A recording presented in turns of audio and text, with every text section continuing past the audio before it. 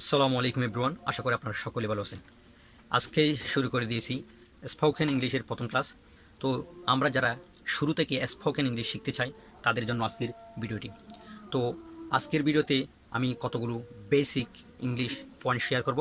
তো তোমরা যারা একদম শুরু থেকে শিখতে চাও স্পোকেন, তাদের জন্য আজকের এই ভিডিওটি খুবই গুরুত্বপূর্ণ।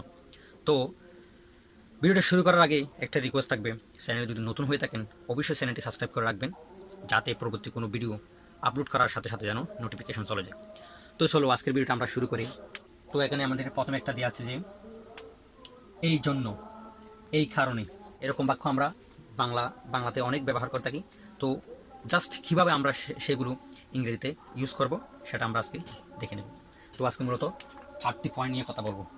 তো প্রথমে দেখেন, এই জন্য বা এই কারণে, এটার ইংরেজি কী হতে পারে সেটা আমরা দেখে নেব। তো দেখেন, মনে করেন আমি ফুটবল খেলতেছি, এই সময় আমি আমার পায়ে আঘাত পেয়েছি, তখন আমার এক বন্ধু এসে বলতেছে এই জন্য আমি ফুটবল খেলি না, বা এই কারণে আমি ফুটবল খেলি না। তো এই কারণে বা এই জন্যে এর ইংরেজি হবে that is Y. That is Y, অথবা আমরা ব্যবহার করতে পারি for this reason. For this reason, তো এই জন্যও আমি খেলি না, তাহলে কি হবে? এই জন্য, এই জন্যের জন্য আমরা কি ব্যবহার করব? That is Y. তাহলে এই জন্য আমি খেলি না, তাহলে এই জন্যে আমি খেলি না, আই ডোন্ট প্লে ফুটবল।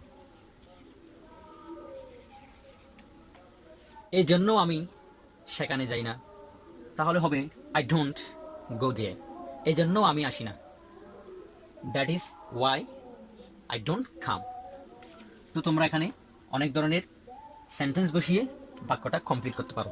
তো that is why I don't play football, আমি এই জন্য ফুটবল খেলি না, বা আমি এই জন্য আসি না, আমি এই জন্য সেখানে যাই না, আমি এই জন্য খাই নেই।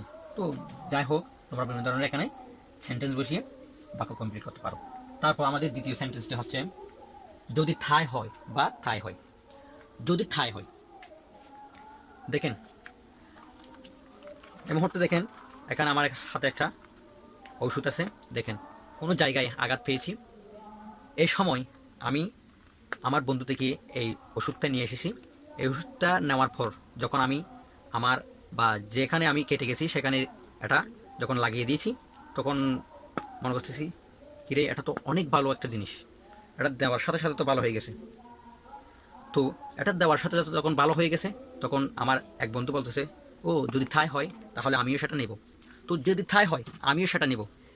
তো যদি থাই হয় এর ইংরেজি হবে ইফ সো। ইফ সো, যদি থাই হয় বা থাই হয়, এর ক্ষেত্রে আমরা ব্যবহার করব ইফ সো। যদি তাই হয় আমি সেটা নেব। If so I will take.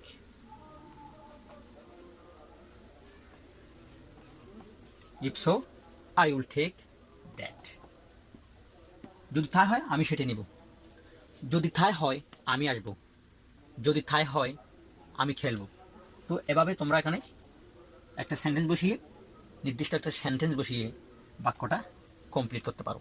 তো 3 নাম্বার স্ট্রাকচার, আমাদের আজকে 3 নাম্বার পয়েন্ট হচ্ছে সময় হলে বা সময় আসলে।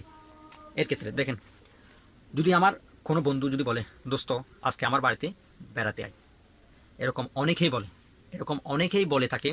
তো সেই ক্ষেত্রে আমি বলবো না দোস্ত আজকে যাবো না, সময় হলে যাব। এই সময় হলে বা সময় আসলেই যাব, এর ক্ষেত্রে আমরা কী ব্যবহার করতে পারি? দেখেন, সময় হলে বা সময় আসলে, এর জন্য আমরা ব্যবহার করতে পারি when the time come।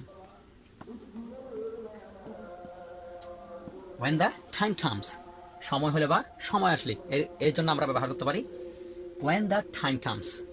সময় হলে আমি যাব, when the time comes I will go। সময় হলে আমি যাব, তাহলে কি হবে? when the time comes I will go।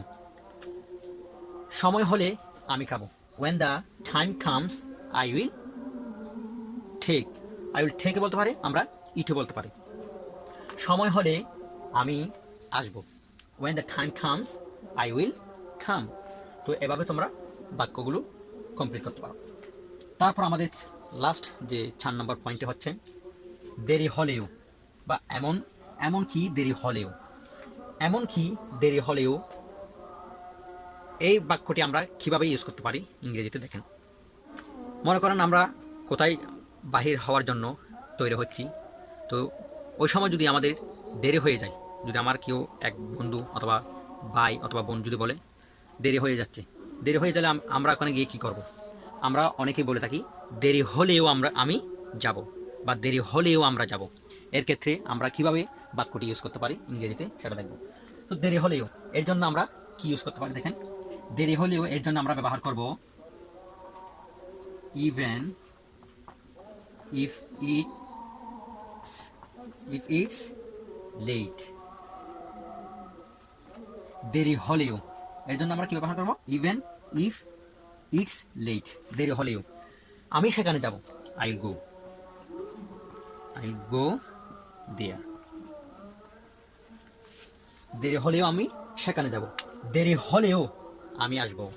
Even if it's late I will come. দেরি হলেও আমি খাবো, even if it's late I will take অথবা ইট ব্যবহার করতে পারি।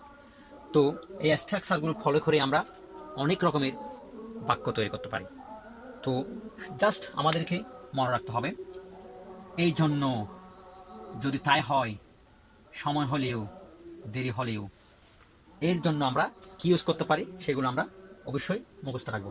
তাহলে এই জন্য, এর জন্য আমরা ব্যবহার করব দ্যাট ইজ ওয়াই অথবা ফর দিস রিজন। তারপর যদি তাই হয় এর জন্য আমরা ব্যবহার করব ইফ সো। এবং সময় হলে বা সময় আসলে এর জন্য আমরা ব্যবহার করতে পারি when the time comes। তারপর দেরি হলেও বা এমনকি দেরি হলেও এর জন্য আমরা ব্যবহার করব even if it's late। তো আমরা চাইলে এগুলোর পর যে কোনো একটা অর্থপূর্ণ সেন্টেন্স বসিয়ে দিলেই হয়ে যাবে। তো যারা আমরা শুরু থেকেই ইংরেজি শিখতে চাচ্ছি তাদের জন্য আজকের এই ভিডিওটি খুবই গুরুত্বপূর্ণ। তো ভিডিওতে আজকে এতটুকু। ভিডিওটি যদি ভালো লাগে থাকে অবশ্যই চ্যানেলটি সাবস্ক্রাইব করবেন, আর আমাদের সম্পূর্ণ ইংরেজি ক্লাসগুলো পেতে অবশ্যই চ্যানেলটি সাবস্ক্রাইব করতে ভুলবেন না। পরবর্তী ভিডিও পাওয়ার জন্য সাথে থাকবেন, সুস্থ থাকবেন। টিল দেন, আসসালামু আলাইকুম।